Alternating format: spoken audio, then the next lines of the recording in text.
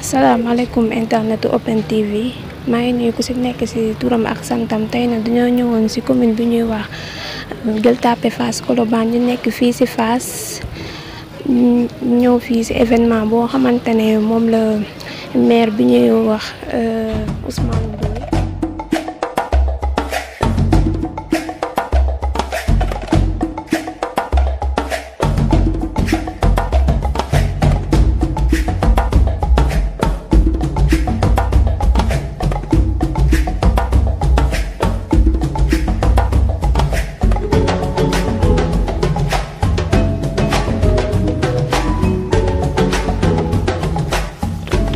Pour faire appuyer pour l'entretien du réseau non classé de la voirie de Fass. Donc, nous signons une première convention qui consiste à assurer le désensablement de la voirie. C'est très important parce que, comme vous le savez, bientôt c'est l'hivernage. Et comme nous le constatons tous, que l'eau c'est l'ennemi de la route. Et le désensablement est très important parce qu'il permet un bon drainage des eaux pour ne pas avoir de stagnation. Et d'abord, donc ça va nous permettre de préserver le réseau.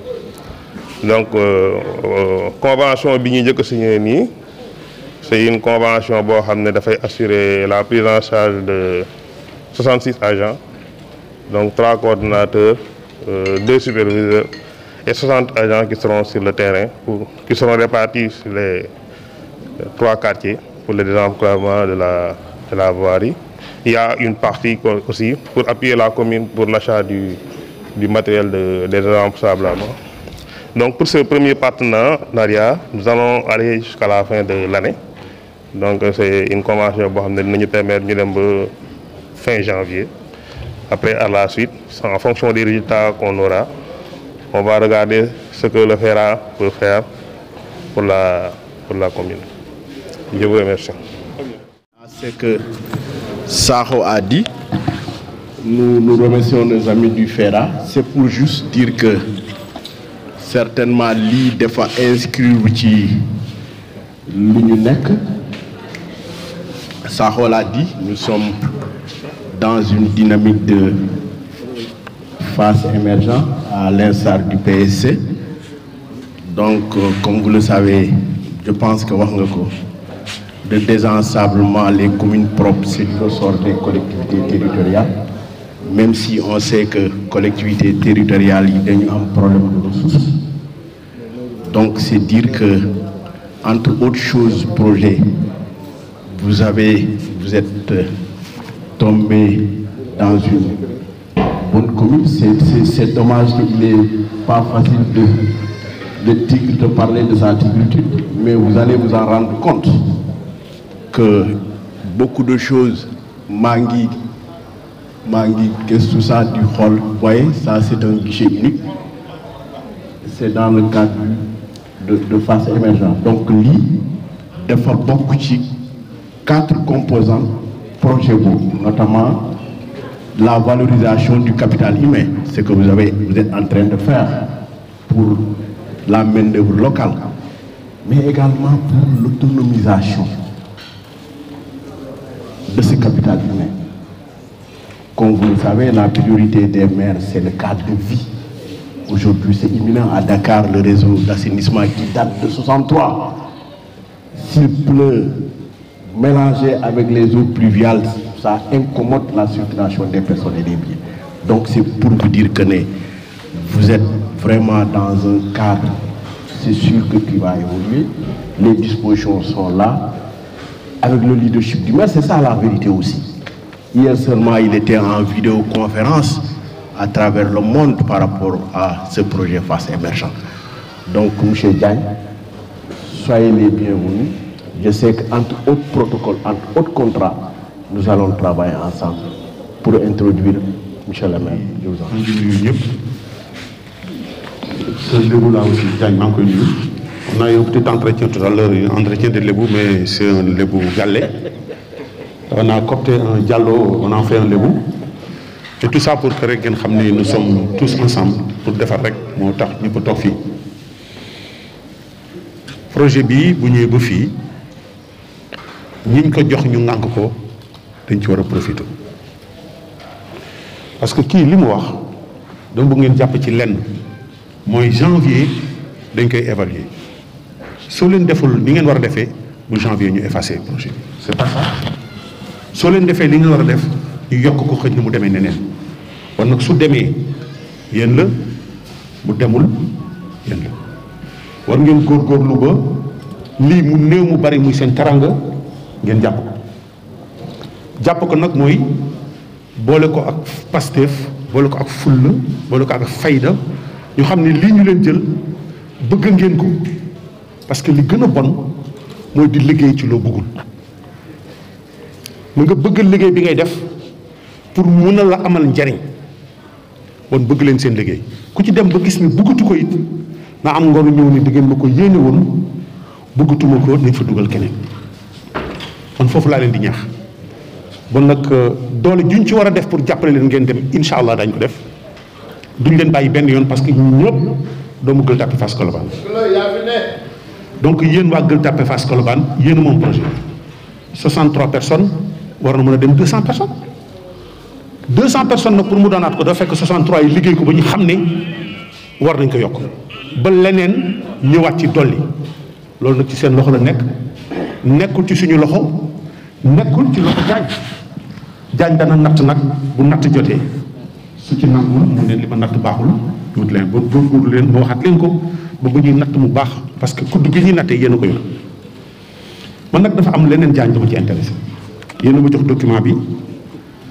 ma xool document bi nag Michel dafa am loo xam ne di jaañ lii baax na de mais dama gis fii ngeen bind ni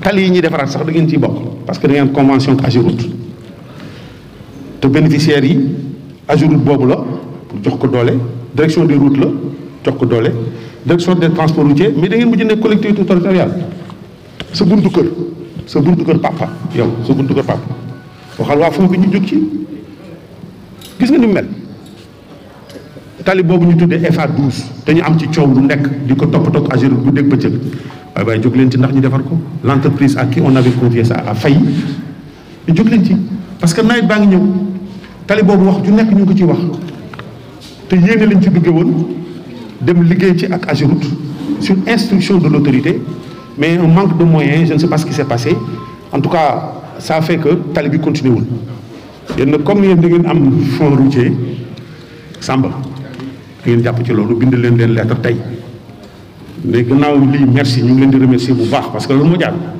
wante nag ñu ngi leen di ñaax ci ngeen jàppale ñu suñ tali boobu pour ñu mun ko defar ak nu ngeen ko mën a defaree en tout cas lii pour population yi la je vous remercie et vraiment soyez notre porte-parole auprès de monsieur Faye nekk ñu ngi koy sant ñu ngi koy gërëm xëy na moo bëggoon ñëw mënu ñëw comme man ni ma waroon ñëwee démb mënu ma ñëw loolu mooy ndog day am tey je me suis fait violence pour ñëw fekkee lii parce que lii réy na trop mënuñu ko fooy fekk ay xale Gueule Tapée Fass Colobane ñu kaa leen jox leen liggéey loolu man kuy def lu mel noonu damay ànd ak yow donc ñu ngi leen di sant te boo demee nga ne ko population bi yëpp a ngi koy sant conseil municipal ba nga koy sant bureau municipal ba nga koy sant employé yi fii ñu koy sant xale yii ngeen jël te ñu fas yéene liggéey ñu leen di sant donc mën nañ jàpp ne bis ni ki tey ci waxtu wi ñu toll liggéey bii ñu leen sas te ñu am ko convention ñu nag FERA jàpp nañ ne lancé nañ ko bis ni ki tey donc ñu ngi ciy xaar ndam ñu ngi ciy xaar bu baax merci beaucoup.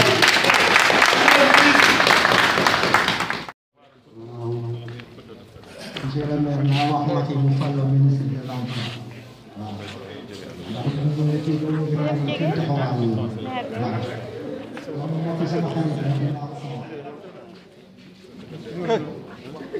monsieur le maire.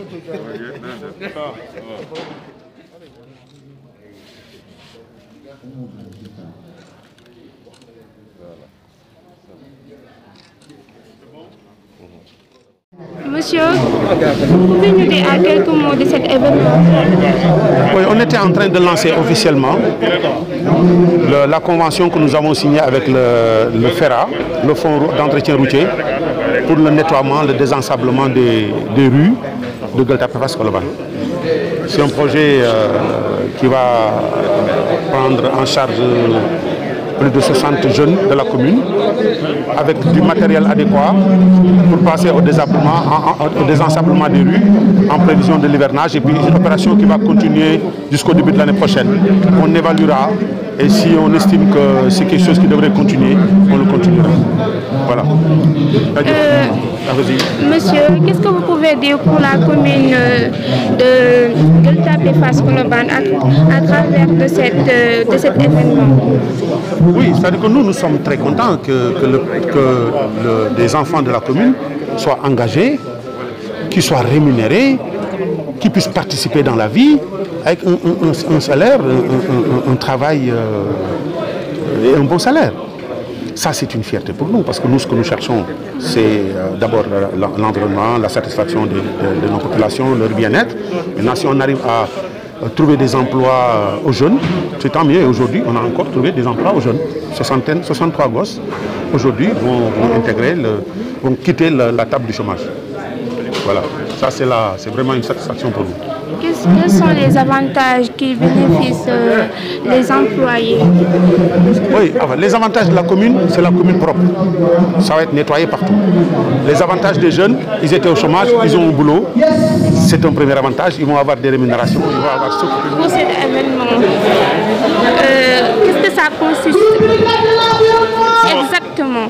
Voilà, comme je l'ai dit tantôt, le fonds d'entretien routier autonome, c'est une structure qui a été mise en place par l'État du Sénégal pour financer l'entretien routier d'une manière générale. Et parmi les bénéficiaires, nous avons les communes, les collectivités territoriales que nous appuyons pour l'entretien de leur voirie. Donc la cérémonie d'aujourd'hui, c'est le lancement d'une convention que le FERA a signée avec la commune de Gueule Tapée Fass Colobane pour l'entretien de la voirie par des activités de désensablement.